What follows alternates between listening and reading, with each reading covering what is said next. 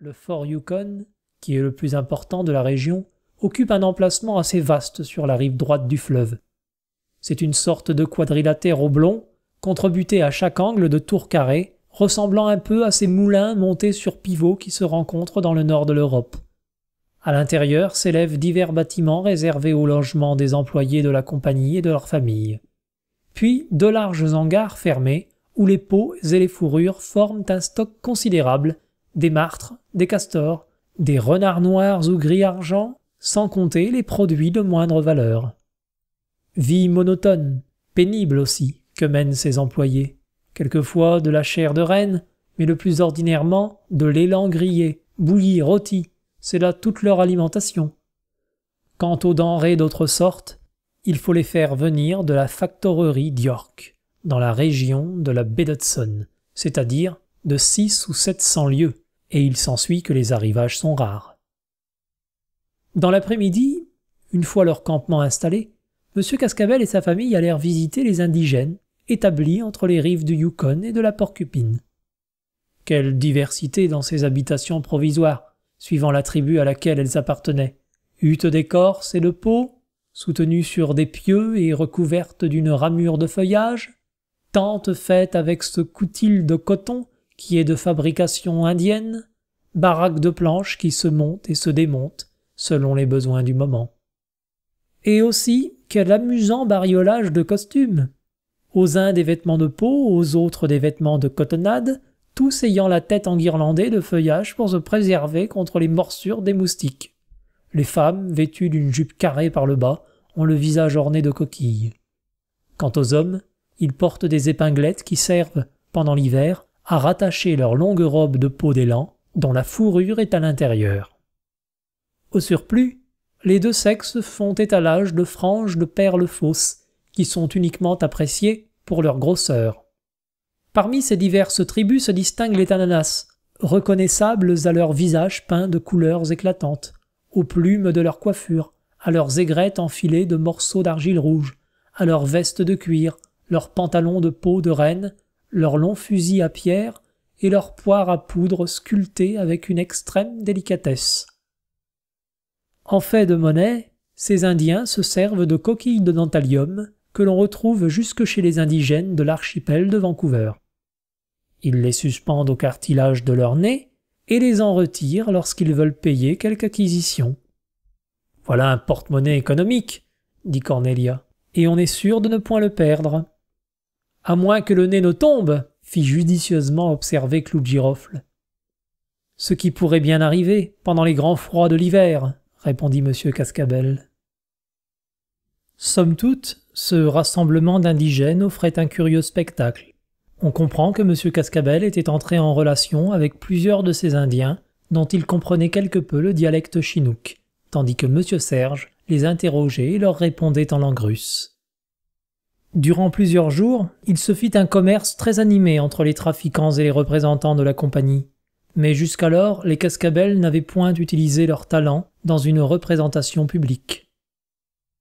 Néanmoins, les Indiens ne tardèrent pas à savoir que cette famille était d'origine française, que ses divers membres jouissaient d'une grande réputation comme faiseurs de tours de force et de passe-passe. Chaque soir, ils venaient en grand nombre admirer la belle roulotte. Jamais ils n'avaient vu pareille voiture, si brillamment peinturlurée. Elle leur plaisait surtout parce qu'elle pouvait se déplacer facilement, ce qui devait particulièrement intéresser les nomades. Et peut-être, dans l'avenir, ne devra-t-on pas s'étonner d'entendre parler de huttes d'Indiens montées sur roues? Après les maisons roulantes, les villages ambulants. Il va de soi que, dans ces circonstances, une représentation extraordinaire s'imposait aux nouveaux venus. Aussi fut-il décidé que cette représentation serait donnée à la demande générale des Indiens du fort Yukon. Celui des indigènes avec lequel M. Cascabel avait lié connaissance dès les premiers jours était un Tihi, c'est-à-dire un chef de tribu. Bel homme, âgé d'une 50aine d'années, il paraissait fort intelligent et même très roublard. Il avait plusieurs fois visité la belle roulotte et fait comprendre combien les indigènes seraient heureux d'assister aux exercices de la famille. Ce Tihi était le plus souvent accompagné d'un Indien âgé de 30 ans nommé Firfu, qui, homme d'un type gracieux et fin, était le magicien de la tribu, un jongleur remarquable, bien connu dans toute la province du Yukon. « C'est donc un confrère » répondit M. Cascabel, lorsque le Tilly le lui présenta pour la première fois. Et tous trois, après avoir bu ensemble quelques liqueurs du pays, avaient fumé la pipe de l'amitié. Ce fut à la suite de ces entretiens, pendant lesquels le Tilly avait très vivement insisté pour que M. Cascabel donnât une représentation, que celui-ci la fixa au 3 août. Il était convenu que les Indiens lui apporteraient leur concours, étant très désireux de ne point se montrer inférieur à des Européens pour la force, l'adresse et l'agilité. Cela ne saurait étonner. Dans le Far West comme dans la province alaskienne, les Indiens sont grands amateurs de ces divertissements de gymnique et d'acrobatie, qu'ils entremêlent de farces et mascarades auxquelles ils excellent. Donc, à la date indiquée, lorsqu'une nombreuse assistance fut réunie, on put voir un groupe composé d'une demi-douzaine d'indigènes dont le visage était recouvert d'un large masque de bois d'une incomparable hideur. De même que pour les grosses têtes des féeries, la bouche et les yeux de ces masques étaient mis en mouvement moyen de ficelles, ce qui donnait l'illusion de la vie à ces horribles figures, pour la plupart terminées en bec d'oiseau. On imaginerait difficilement à quelle perfection de grimace ils pouvaient atteindre, et le singe John Bull aurait pu prendre là quelques bonnes leçons. Inutile d'ajouter que M. et Mme Cascabel, Jean, Cendre, Napoléon et Clou de Girofle avaient revêtu leurs costumes forains pour cette circonstance. Le lieu choisi était une vaste prairie, entourée d'arbres, dont la belle roulotte occupait le fond, comme dans un décor de théâtre. En avant étaient rangés les agents du fort Yukon avec leurs enfants et leurs femmes. Sur les côtés, plusieurs centaines d'Indiens et d'Indiennes formaient demi-cercle et fumaient en attendant l'heure de la représentation. Les indigènes masqués, qui devaient prendre part aux exercices, se tenaient un peu à l'écart. Le moment venu, Clou parut sur la plateforme du véhicule et fit son boniment habituel. « Messieurs les Indiens et mesdames les Indiennes, vous allez voir ce que vous allez voir !» etc., etc. Mais, comme il ne parlait pas le langage chinook, il est infiniment probable que ces tirades fantaisistes ne furent point goûtées des spectateurs. Toutefois, ce que l'on comprit, ce furent les taloches traditionnelles que lui administra libéralement son patron et les coups de pied à l'endroit convenu dont il reçut son contingent habituel avec la résignation d'un pitre engagé pour cet emploi. Puis, quand ce prologue eut pris fin, « Maintenant, au tour des bêtes !» dit M. Cascabel, après avoir salué l'assistance. Les chiens Wagram et Marengo furent amenés sur l'espace réservé devant la belle roulotte, et ils émerveillèrent les indigènes, peu habitués à ces exercices qui mettent en relief l'intelligence des animaux. Puis, lorsque John Bull vint exécuter ses tours de voltige sur le dos de l'Épagnol et du caniche, il le fit avec une telle souplesse et de si drôlatiques attitudes qu'il dérida la gravité indienne. Et pendant ce temps, Cendre ne cessait de jouer du cornet à plein poumon, Cornelia du tambour, Clou de la grosse caisse. Si, après cela, les Alaskiens n'étaient pas édifiés sur le puissant effet que l'on peut tirer d'un orchestre européen, ce qu'il manquait de sens artistique. Jusqu'alors, le groupe masqué n'avait pas fait un mouvement, ne jugeant pas évidemment que l'instant fût venu d'entrer en scène. Il se réservait. « Mademoiselle Napoléon, danseuse de haute corde !» cria Clou à travers un porte-voix. Et la fillette, présentée par son illustre père, fit son entrée à la vue du public. Elle dansa d'abord avec une grâce qui lui valut nombre d'applaudissements, lesquels ne se traduisirent point par des cris ou des claquements de mains, mais par de simples hochements de tête, non moins significatifs. Et il en fut de même lorsqu'on la vit s'élancer sur une corde tendue entre deux tréteaux, marcher, courir, voltiger avec une aisance qui fut particulièrement admirée des Indiennes. « À mon tour !» s'écria le jeune Cendre. « Et le voilà qui vient, salue en se frappant la nuque, se démène, se tortille, se disloque, se contorsionne, se dépense en déhanchement et culbute, qui fait de ses bras ses jambes et de ses jambes ses bras, tantôt lézard, tantôt grenouille, et achève ses exercices par le double saut périlleux. Cette fois encore, il eut son succès ordinaire. Mais à peine avait-il remercié l'assistance en courbant sa tête jusqu'à ses pieds, qu'un Indien de son âge, se détachant du groupe, vint se présenter après avoir enlevé son masque. Et tout ce travail que venait d'exécuter Sandre, ce jeune indigène l'exécuta avec une souplesse d'échine, une sûreté de mouvement qui ne laissait rien à désirer dans l'art de l'acrobate. S'il était moins gracieux que le puiné des Cascabel, il n'était pas moins étonnant. Aussi provoqua-t-il parmi les indigènes les hochements de tête les plus enthousiastes. On peut être sûr que le personnel de la Belle Roulotte eut le bon goût de joindre ses applaudissements à ceux du public.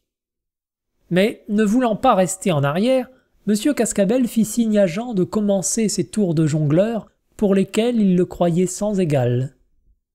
Jean sentit qu'il avait à soutenir l'honneur de la famille. Encouragé par un geste de M. Serge et par un sourire de Caillette, il prit successivement ses bouteilles, ses assiettes, ses boules, ses couteaux, ses disques, ses bâtonnets, et l'on peut dire qu'il se surpassa dans ses exercices. M. Cascabel ne put s'empêcher de jeter sur les Indiens un regard de satisfaction dans lequel on sentait comme une sorte de défi. Il semblait dire en se tournant vers le groupe masqué « Eh bien, vous autres, faites-en donc autant !» Cela fut compris, sans doute, car, sur un geste du tilly, un autre Indien, se démasquant, s'élança hors du groupe. C'était le magicien Firfu. Lui aussi avait sa réputation à soutenir en l'honneur de la race indigène. Et alors, saisissant l'un après l'autre les ustensiles dont Jean avait fait usage, le voilà qui reprend un à un les exercices de son rival, croisant les couteaux et les bouteilles, les disques et les anneaux, les boules et les bâtonnets, et cela, il faut bien l'avouer, avec une élégance d'attitude et une sûreté de mains égales à celle de Jean Cascabel. Clou, habitué à n'admirer que le patron et sa famille, était absolument interloqué, ouvrant des yeux comme des chatières et faisant des oreilles comme son chapeau. Cette fois, M. Cascabel n'applaudit que par politesse et du bout des doigts. « Matin !» murmura-t-il. « Ils vont bien, les peaux-rouges. Voyez-vous cela ? Des gens sans éducation. Eh bien, nous allons leur en remontrer. » Au fond, il était très décontenancé d'avoir trouvé des concurrents là où il ne croyait trouver que des admirateurs. Et quels concurrents ? De simples indigènes de l'Alaska, autant dire des sauvages. Son amour-propre d'artiste en fut singulièrement rabattu. Que diable, on est saltimbanque ou on ne l'est pas. « Allons, enfants !» s'écria-t-il, d'une voix tonnante. « À la pyramide humaine !» Et tous se précipitèrent vers lui comme à un assaut. Il était solidement campé, les jambes écartées, les reins saillants, le torse largement développé. Sur son épaule droite, Jean s'était hissé lestement, donnant la main à Clou, debout sur son épaule gauche. À son tour, Sandre s'était placé droit sur sa tête, et, au-dessus de lui, Napoléon couronnait l'édifice, arrondissant ses deux bras pour envoyer des baisers à la foule. La pyramide française était à peine construite qu'une autre, la pyramide indigène, se dressa en face d'elle.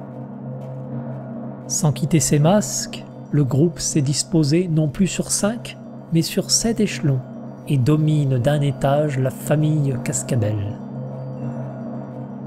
Pyramide contre pyramide. Et alors, cette fois, cris et hurrahs des Indiens, qui éclatent en l'honneur de leur tribu. La vieille Europe était vaincue par la jeune Amérique, et quelle Amérique ? Celle des Koyukons, des Tananas et des Tatanchok. M. Cascabel, honteux et confus, n'ayant pu retenir un faux mouvement, faillit précipiter sa famille à terre. « Ah, c'est comme cela, » dit-il après s'être débarrassé de son fardeau humain. « Calmez-vous, mon ami, » lui dit M. Serge, « cela ne vaut pas la peine de... »« Pas la peine. On voit bien que vous n'êtes pas artiste, M. Serge. » Puis, se retournant vers sa femme, « Allons, Cornelia, la lutte à main plate, s'écria-t-il. Nous verrons lequel de ces sauvages osera se mesurer avec la vaincresse de Chicago. » Madame Cascabel ne bougea point. « Eh bien, Cornelia? Non, César. Tu ne veux pas lutter avec ces singes et relever l'honneur de la famille? Je le relèverai, se contenta de répondre Cornelia. Laisse-moi faire, j'ai mon idée. Et lorsque cette femme étonnante avait une idée, mieux valait la lui laisser mettre à exécution sans la contrarier. Elle aussi n'avait pas été moins humiliée que son mari du succès des Indiens, et il était probable qu'elle leur réservait quelques tours de sa façon. En effet, Cornelia était retournée à la belle roulotte, laissant son époux inquiet, quelque confiance qu'il eut dans l'intelligence et dans l'imagination de son épouse. 2 minutes après, Madame Cascabel reparut et vint se placer en face du groupe des Indiens, qui se reforma autour d'elle.